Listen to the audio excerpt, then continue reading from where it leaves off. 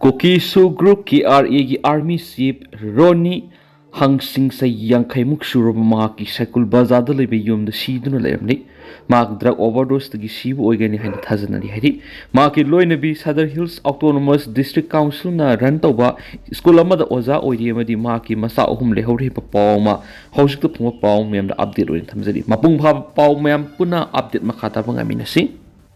Kamzong amasung Urkhul district labor Kuki Khul sing Kangpopi district haina signboard thenaba KSO gi elected asobu wathok oirakadori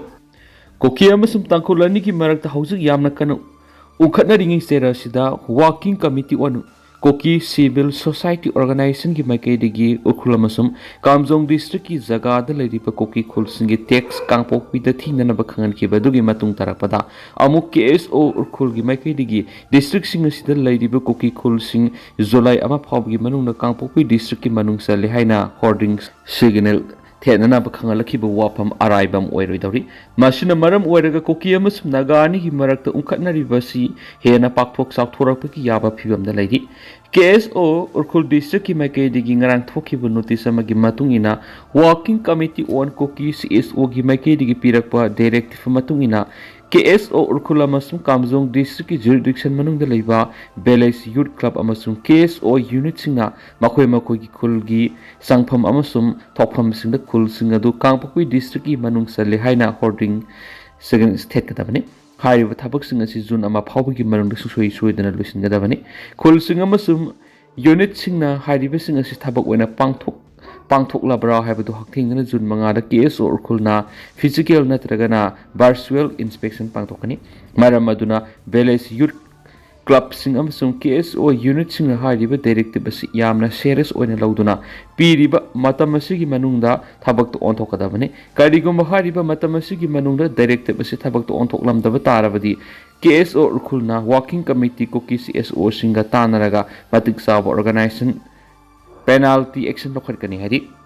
Naga taruk fakibar sienaba Kuki mari security na fari haujik fawba mafam khangdana leiriwa konsa khulgi pastor ani yauna Naga misam taruk haukiba me taraga humdoida lairon by faidik hakthengna sienaba mioi mari ngasi combined force na fogat pangamkhri pharaba singa dudi kangsupki patbung belestagi thangkhomang khongsai se yangkhai mathoi new kaithel manbigi monbung tongeldagi Psycholet Kongsai Sai Nifu, Lunming Tang Dimyal Sai Kungataret Amasung, Kamgaulang Kongsai Sai Kuntra Kawi, Police Ki Pauna High Ribbon, Naga Tarumapam Kangdana Lady Basiga Mari Lane, Manipur Police, CRPF Amasum, Assam Rifles upon the combined force Kitimamana, Ngarang P Molding Amasum, Lyron by Fai Interbeles Road Satakiba Operation of the Makoi Mari Esi Fakibane, Paraba Makoi Mari Esi, Lyron Kuldagi Naga Taruk Pakipiki Taudo the Haking and Sienaba, Miam the Ginam Hadun Siel Kaiba, anti-social activity Satabamasum, criminal Gitawong Sing Yauna, no my Paiduna Miam the Kian Kangan Bigi Tawong Sing Haking and Sini, Makoi Mari Esi, Ambeles Volunteer Group Kimuisini, Makoi Mari Esi Fakat Kivaga Loin and a Mapam Kangana Ladiva, Naga Taruk Sigi Matang Langla Langzin Karadi, Kang Mangam Lagani Haiden Su Paus the Pali. Kangpopi district Thana ba case Ogi directive Sarkana Subsan Excel Lokat Kadabani, TKS. Okra Masu Kamzong district level Koki Kolsing Zunama Pawgi Manung, Kangpopi district Haga the Vanihana, case O Ukulgi Makedi Akanba directive Pirakli Sigi Matanga, Sarkana Subsaw Excel Kadabani. Tangkul katam now saklon TKS na thadorak pa chiro laman haidi siola sina makata na haidi bana hauji Kuki emas Nagani ki merakta tension wana lainaringi selekta asiguma asawba pawan biyaba directive asibu issue authorize amasum circulate taurakliba daita leiba individual singamasum indictee singadu kana no habi sarkar na khudukta investigation chathakadabani hariba district singasigi khul singasida ain yadaba mongda Kangpopi district haina territorial signboard thechin wanatragana yungna bohona bigi thawong khudimak thingkadabani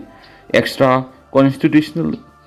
parallel government structure siamna bohona ba miyamgi santi da akaiba pina bohona ba masum khul singda kian khangan bigi thawong sing sathariba singadugi matakta batik sabe action sing lokot kadabani amasum asigi makian khangan ba thawong sing asigi mayokta saitheng mayuk nariba khul sing adu da sarkar gi mekaidigi asoi engam thukaloi habigi sabsaba thajaba pigadabani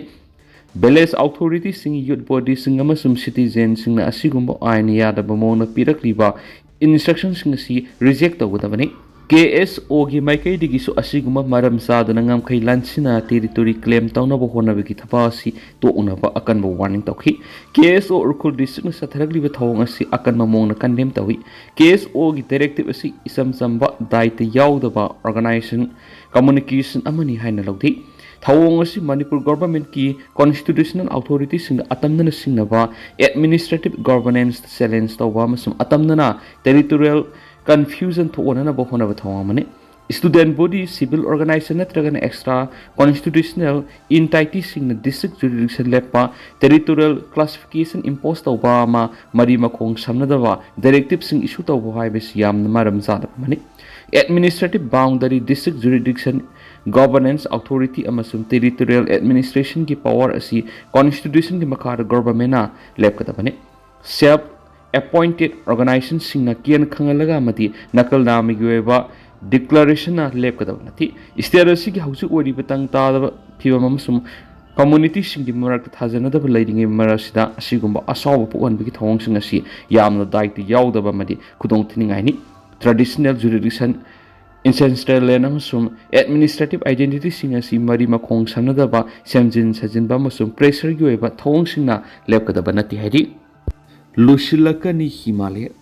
Lairon Wi-Fi ki khunjasna me tarahumdoi Naga misam taruk fazin kraga ngasi phawbo mari makong amata khangdan lairakpasina state sigi singilamda law and order ki phibam sathina phasil laktra badanatana Naga KRA ni gi marakta asoba lanjaw ama singi area da tholakpa yabana center amasum state lengan athuba matamda tangai fadaba thabak sing lokhat haudrabadi natradi singda natana state sida yamna aruba phibam lakani haina thabak dagi potharaba lieutenant general konsam Himalaya na phongtokre me tarahumdoi de fazin kiba Naga misam taru adu fazin kiba numit adugi matungina nongmani laira kuki kulai paibi singi makuta laikhidrabra habigi singnaba layuga loinana Naga singi tuan belup singda natana nupa taruk aduga punna phamina kiba konsa khongi nupi singna su hingna puthoknaba taknabaga loinana karigumba heart kiba oirabadi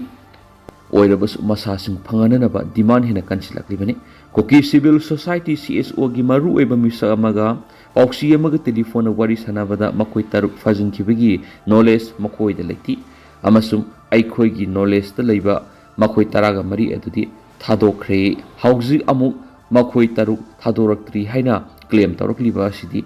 aikoi su ngak pani du aikoi CSO gi knowledge ta leibising adudi thadokre haba wapam tamki thadokre hari bataraga mari du gi manungda Dimapur gi mi ani konsa khun gi nupa taramathu yamasum anga mani koki CSO man hairakliba wapam aduga manaba mongna koki NP Manipur na phakiba punamak thadokre haina phongdokiba leibaga loinana nupa taruk aduga puna phaminaruba nupi singna koki lupsing gi mapam adu wapam adu yamna nungaitana makoina puna phakibasing phadi heba ngambasidi Christian oina topam thoktoba khwaidigi hena masin thibani haiba wapam hanna thamkiba leirabani hari madurana nupa taru adu gari amada hapkatlaga maduda singai bak ani hapsinkiba amadi ngehak leraga numui makon taki heba wapam su nupi singaduna thamkibaga loinana nupa taru adu hadamlagani habigi singaba su nupi singaduna phongdokrabani hari